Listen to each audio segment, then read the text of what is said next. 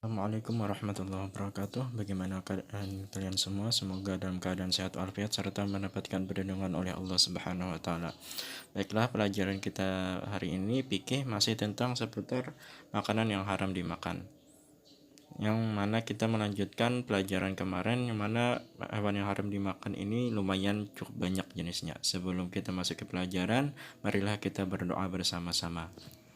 أعوذ بالله من الشيطان الرجيم بسم الله الرحمن الرحيم ربي زدني علما وارزقني فهما والحمد لله رب العالمين. Kita lanjutkan bahwasanya hewan yang haram dimakan itu disebabnya adalah hewan yang disembelih untuk berhala. Jadi hewan yang halal, hewan ternak yang halal sekalipun apabila disembelih untuk berhala atau selain Allah Subhanahu wa taala maka haram dimakan. Hewan yang disembelih untuk berhala ma'zubiha ala nusub. Nusub artinya adalah ditegakkan. Maksudnya yaitu berhala atau batu yang ditegakkan sebagai tanda suatu penyembahan selain Allah taala. Semua hewan tersebut haram dimakan dalam kondisi normal. Dalam kondisi darurat, hewan tersebut boleh dimakan.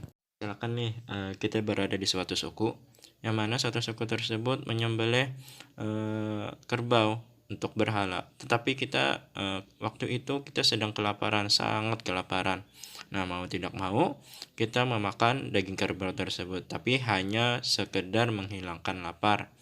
Laparnya itu pun sangat darurat sehingga dapat menyebabkan kematian. Nah, waktu itulah kita dapat memakan hewan yang mana hewan tersebut padahal disembelih atas berhala. Hal ini sesuai dengan firman Allah Subhanahu wa taala, "Innama harrama 'alaikumul maitata wad-dama wa lahmal khinziri wa ma uhilla bihi li ghairillah, faman ittara ghaira baghi wa la 'adin fala itsma 'alaihi, innallaha ghafurur rahim." Yang artinya, sesungguhnya dia hanya mengharamkan atasmu bangkai, daging darah, daging babi, dan daging hewan yang disembelih dengan menyebut nama selain Allah. Tetapi barang siapa tidak melampaui batas, barang siapa terpaksa memakannya bukan karena menginginkannya dan tidak pula melampaui batas, maka tidak ada dosa baginya. Sungguh Allah Subhanahu wa taala Maha Pengampun, Maha Penyayang. Jadi bangkai ataupun hewan yang haramnya, intinya apabila ada hewan yang haram ketika kita dalam keadaan darurat maka kita dibolehkan untuk makan. Itu pun hanya sekedar menyelamatkan nyawa kita. Apabila tidak makan sesuatu maka kita akan mati. Kemudian lagi ada hewan yang hidup di dua alam atau amfibi, hidup di dua alam dalam waktu yang lama.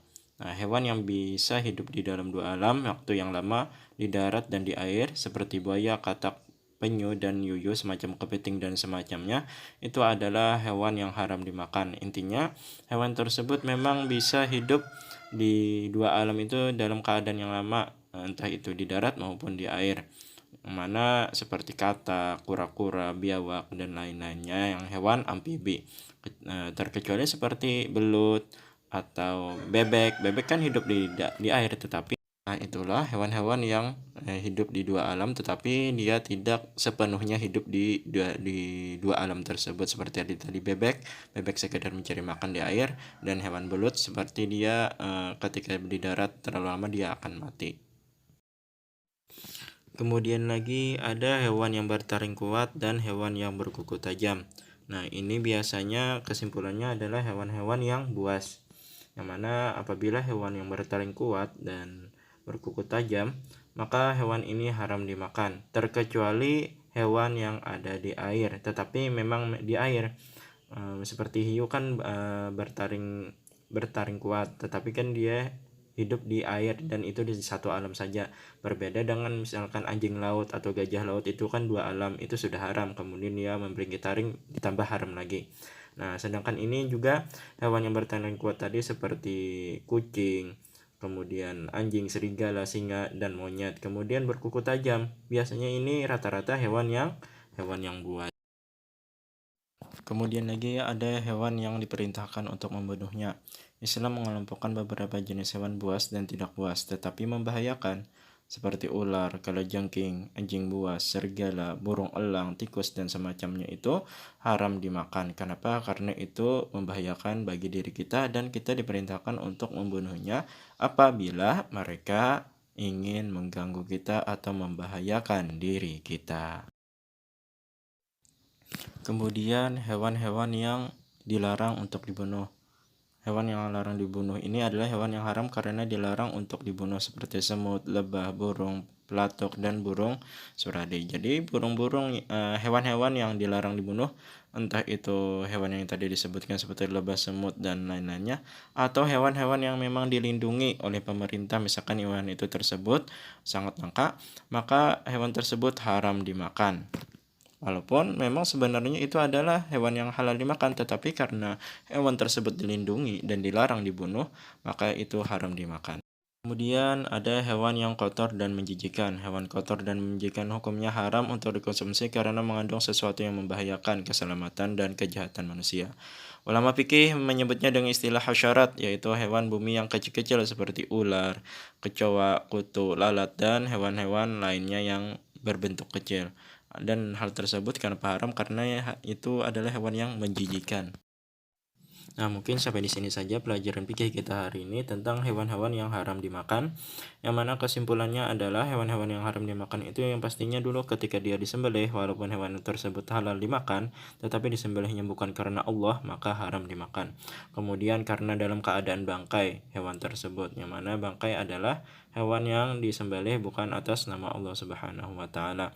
Kemudian hewan buas, hewan yang berkuku tajam, kemudian bertaring tajam.